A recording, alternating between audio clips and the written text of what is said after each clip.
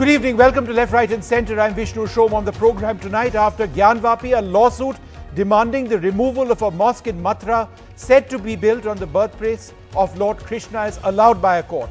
Does India really need this assertion of raw majoritarian power? This comes on a day when, astoundingly, for the second consecutive time, another set of details on apparent Hindu structures inside the Gyanvapi mosque in Varanasi have been leaked to the media, even before they are considered in court. I use the word leak, but in fact these are lawyers handing out details of what has been submitted in court even before the court has considered what has been submitted. Where is the process of law? Why is this being done so deliberately?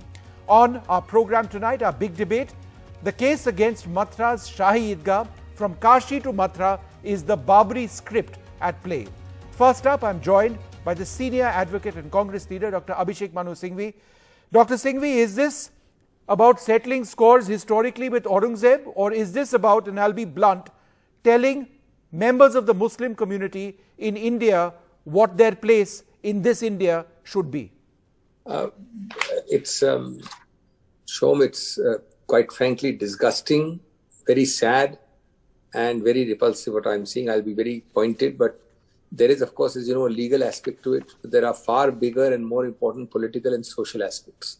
First and foremost, you are playing this for which election, which 2024, which genie out of which bottle, which Frankenstein monster do you want to create, which you will yourself not be able to control. What kind of game is this? Secondly, as Gandhiji said, an eye for an eye means the whole world will become blind. Will you go to the end of your road where there is a monument and rectify that historical wrong, what you perceive to be a wrong? Or will you go down to the end of the next road and do 3 more? And will there be a third person who will go down further that road? This is all part of a common existing thing. How far will you go? Thirdly, so it's most important to note that what was the raison d'etre for enacting this act? It was to put a quietus, draw a line in the legislative right? wisdom. You're talking about 1991. Yes, the Places of Worship Act. It was to draw a legislative quietus on a fixed date, irrespective of merits. Irrespective of merits. Now today, look at the kind of facile arguments you are having. Oversimplistic, almost ridiculous. One, that this act is under challenge. Thousands of acts are under challenge by millions of challenges. Till such time as you set aside the act. Until there is a verdict on the challenge, you cannot presume it's wrong. The second thing, you're putting the cart before the horse. Yes. I'm quite amazed that a district court or trial court will proceed to pass consequential orders, appoint me as a commissioner, you as a further fact finder, without deciding the basic foundational question. And Dr. Singhvi, sorry to interrupt, but what if you as a surveyor or me as a fact finder then take our documents and give it to the media before they are even considered by the court? Look, I mean, how is this even legally possible? I am coming to that. But I mean, we are now talking of foundational things. How can you put a cart before the horse, not decide whether this suit at all can be filed? Is it maintainable? Can it exist at all in the view of the barring effect of 1991 Act?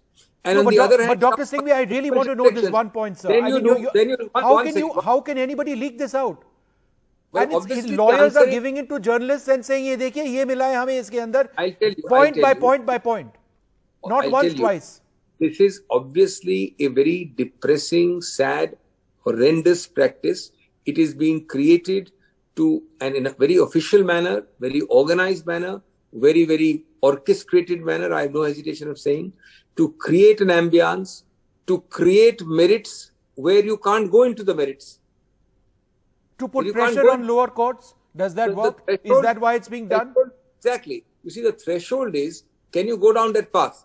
Then you can discuss whether I will go down that path at 1 kilometer per hour or 5 kilometers per hour, or whether I go this way or that way. But when you can't go down that direction and you don't decide that issue, then it's a complete farce. And Dr. I hope... Is it not incumbent at one level upon the Supreme Court of India to ensure that lawyers follow the process that they are bound, they've sworn an oath to follow? If you are submitting a document in an envelope to a court, you don't say that before the court has even looked at it, aap dekh lijiye, these are the points. I have found 1, 2, 3, 4 and 5. In fact, so it is isn't that contempt of court? Yes, it is. In fact, it is contempt of court, clearly, undeniably. Today, the Supreme Court is, of course, only deciding interim matters. But I hope and trust, and I am nowhere to second guess the Supreme Court, the matter is sub judice. I hope and trust that they take a very clear, strong, stern view of the whole thing. I hope and trust that they direct the decision of the preliminary threshold issue first.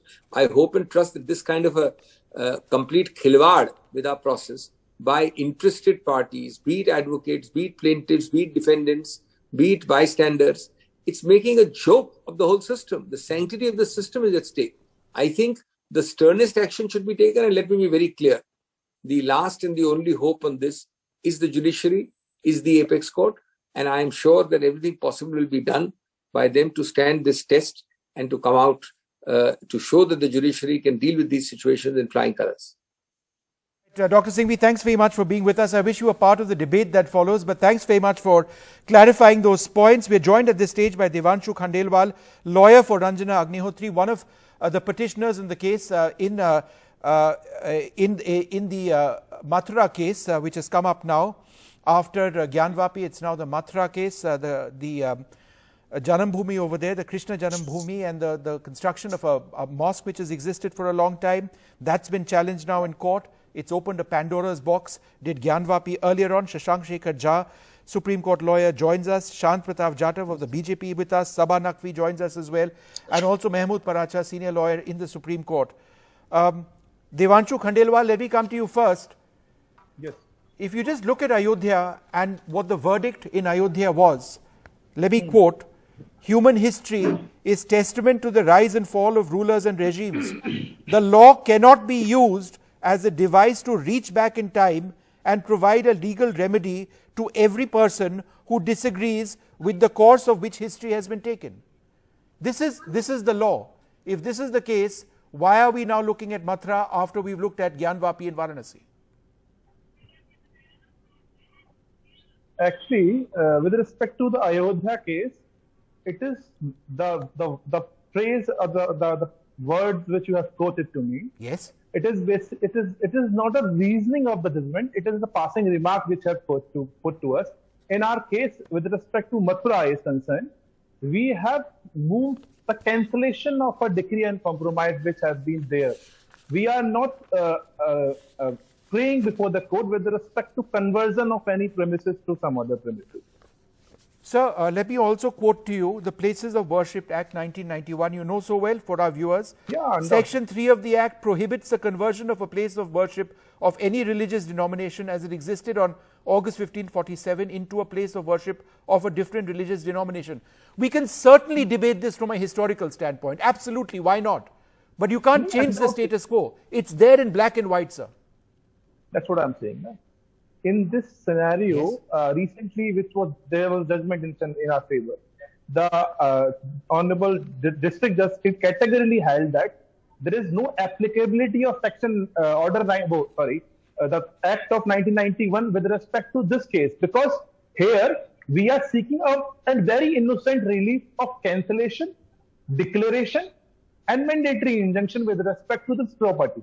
Over here, we are not seeking any sort of relocation on the property. No, you're not seeking relocation. You're saying that the property itself is held. It's an adverse possession by members of the Muslim community. It's not theirs. It belongs to the Lord Krishna. That's what your central argument is. That changes the status quo. According to the law. My central arguments revolve around this only. That my sole prayer before the Honorable Court is this only. That there was a compromise which occurred. Yes. There was a compromise which occurred on. I'm telling you the exact date of that particular compromise. Hold for a while. It was enacted in 1973. It started in 1967. The compromise dated 12th of October 1968. And through the prayer of my plaint, I have alleged that all the decree and the order which has been passed by the lower court and Mathura, that particular place, is totally null, void, and have no impact upon petition. No, and I've gone through the petition very closely, sir. Yeah, Basically, what you have said is that the Shri Krishna Janambhoomi Seva Sansthan is illegal, and that the Shri Krishna Janambhoomi Trust is the legal guardian of that particular area. The point is, you've given very little evidence of why the Shri Krishna Janambhoomi Seva Sansthan is not representative of Hindus in that area. That will be the subject of evidence. At this juncture, all you have to see is what is the plaint assertion, whether my suit is maintainable or not. Unfortunately. Okay, let's see what happens with your suit. Sabah Naqvi, let me come to you first. Isn't it bizarre, Sabah, that despite 1991 and the judgment and Ayodhya and what it very clearly says, we are still arguing this. Let's go beyond the argument. How long will we keep digging? I'm asking you a broader question. Are places of worship being used as tools to target minorities, in this case Muslims in India? Look, let me answer this a different way. I began my career in the context of Babri Masjid. It was a process, Vishnu. It took a long time. The atmospherics in the country was different. There were criminal cases, there were civil cases. In the end, we had a verdict in, I think, November 9, 2019. Yes. We are now living, courts also respond to what they perceive as public opinion, because there is a campaign in the media. Yes. And, so we are getting, the courts have making this, to my understanding, legally tenable. So you are doing the correct thing legally. But I'm fundamentally, I'm not going to get into legal arguments so much, Vishnu. This is going to be Ayodhya at the power of 10. Yes. In a sense, it's Yes. going to happen faster. It's going to happen in a quicker time frame. But it is almost, sadly, It's the same Babri formula all over again. It's and going to in much happen greater in Kashi. speed. At a far, far greater speed. It's going to happen in Kashi, because now there's nobody to stand back and fight back. The system responds differently. The courts it's been a local court which began, and the petitions which one may have imagined will not be entertained, as you are pointing out, are being entertained and being leaked before being considered. And being leaked before so this is going to happen swiftly. Yes, I don't want to demoralize those who intend to fight the legal battle at all. I think everybody must fight as much as they can to preserve the law, including the decoration. Okay, let me just bring in Shant Prakash Jadhav, BJP leader. Shant Prakash ji, ये किस लिए हो रहा है? ये Babri formula फिर से लगाया जा रहा है.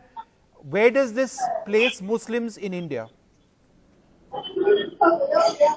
बाबरी के साथ में ये जो वर्तमान में जो स्थिति है उसको जोड़ना ठीक नहीं है. वहां पर एक अवैध स्ट्रक्चर बना हुआ था और उसके लिए कुछ नियम कानून थे, वो अलग था. पर अवैध स्ट्रक्चर आप लोग कह रहे हैं कि अभी ये मथुरा में भी है अवैध स्ट्रक्चर जिसको हटाना चाहिए. ज्ञानवापी के अंदर भी स्ट्रक्चर है जिसको हटाना चाहिए. तो destruction and demolition is what the central goal is. अवैध कब्जा भी है जी, पर आप जो ज्ञानवापी और मथुरा में आप जो स्थिति देख रहे हैं वो बहुत स्पष्ट, बेशक से सर्वे जो किए जा रहे हैं उससे स्थिति क्लियर हो जाने वाली है, मगर उसके अतिरिक्त हम लोग सीधा भी हम देख रहे हैं, वहां पर हम उस अवैध कब्जे को देख रहे हैं. और जातव जी एक चीज बताइए, ज्ञानवापी के जो सर्वे हो चुका है, ये इसका खबर मतलब जो मिल चुका है, ये सब मीडिया में फैल चुका है खबर, ये गलत नहीं है कि ये वाराणसी के कोर्ट जो है वो कंसिडर करने के पहले पत्रकारों को दिया गया है और वो भी वकील लोगों ने दिया है? विष्णु जी, इससे पहले वर्षों से हम लोग देख रहे हैं. ये तो आज ठीक है, सर्वे से पहले का जो विषय है वो अभी हम चर्चा में ला रहे हैं. ये तो हर एक के जहन में है. वहां पर इसको किस तरीके से कब्जा किया गया है और किस तरीके से आधे मंदिर के ऊपर सर्वे मस्जिद बनाई गई है. सर्वे रिपोर्ट को कोर्ट को कंसिडर करने के पहले एक सेंसिटिव इशू वो में तो मीडिया में लीक किया जा रहा है. हमारे ध्यान में है ना पहले से. मैं क्या कह रहा हूं कि इसको तो पहले वो विषय तो हमारे ध्यान में पहले से ही है और हम कोर्ट का सम्मान करते हैं। कोर्ट उन सब चीजों को देख भी रहा है और सर्वे के आधार पर वो अपना निर्णय लेने वाला है। तो यहाँ पर जो स्थिति है उसको सम्मान दे रहे हैं और जो भी कोर्ट का निर्णय आएगा उसको हम लोग सम्मान देंगे। Mahmood Paracha, one of, and just flipping back once again to Mathura and what has happened over here, if you look at the petition, it actually is, and the demand, it's a worst case demand. It calls for destruction. It says, the defendants be given time as may be fixed by the court for the removal of the superstructures in this disputed land, right? And in case they fail to remove the superstructures, the same may be ordered to be removed in execution proceedings through a court amin. In other words, bring in the bulldozers and destroy the structure. This is Babri all over again. In the case of Mathura, that is the demand. Destroy it. Either they remove it or we destroy it. Or please destroy it. See, this is direct opposition to the Constitution of India, which is openly happening in the country. Let's not go into the nitty-gritties of the case, because I can only, you have referred to section 3, I'll refer to section 4, which prohibits any legal suit to be instituted. So, but courts are ignoring it. Courts are also under a tremendous pressure. 4 Supreme Court judges have come out and held a press conference. So I need not say anything more. So that is one aspect. The twin goal is, one, that they have to, and BJP spokesperson, like in today's debate also, was defending this act. What you were saying, that lawyer did this, leaked it to the press, they are defending it. So that gives a clear signal that this is happening from the top, on the instructions of the top. That is one. 2, they are proceeding towards forming Hindu Rashtra, in which there is no place, not just for Muslims, but no place for scheduled caste, scheduled tribe, OBCs, and other minorities. Religious structures are being destroyed of not only Muslims, but also scheduled caste and scheduled tribe, in the manner in which more than 1 lakh Bodh Vihars were destroyed after Ashok's government was. So that is the same formula. Now, last thing today we should be discussing is this aspect. What should be discussed today in a channel like yours is Pongong So Lake. What is China doing there? This is the diversion. So I've done a lot of I've done a lot of discussions. No, that's what I'm saying. This is the last thing we should discuss this, because China is breathing down our necks, and BJP is happy doing all this. RSS is happy doing all this. So this is Mr. Paracha, I just wanted to ask you one point. I wanted to just on a legal matter. I wanted to get your opinion. Devanshu Khandelwal, who is the petitioner in the Mathura case, said that a lot of what I had quoted were observations in the Ayodhya judgment and therefore not binding. In other words, parts of the Ayodhya judgment which upheld 1991 were observations and therefore not binding. Is that legally correct? I was under the impression that everything in an order, which is, this is a 1,000+ page order, it's in black and white. It has to be followed. But I don't want to start criticizing the judgment, because that will take 1 hour. No, I'm not criticizing the judgment. I'm only asking you, whatever the judgment says is the law of the land, correct? Including the observations, or is it only the order? For everyone else, apart from people belonging to RSS and BJP, yes. So the entire judgment is the order. So therefore... Yes, for everyone else apart from RSS and BJP. Let me bring in Shashank Shekhar Jha as well, senior lawyer of the Supreme Court. Sir, there are, quote after quote after quote, as part of Ayodhya says, and again, historical wrongs cannot be remedied by people taking the law in their own hands. In preserving the character of places of public worship, Parliament has mandated in no uncertain terms that history and its wrongs shall not be used as instruments to oppress the present and the future. I mean, this is exactly what is happening. There are members of the Muslim community who feel oppressed and deeply hurt by this. When the law says you cannot do that, it's illegal. How can we entertain such petitions, sir?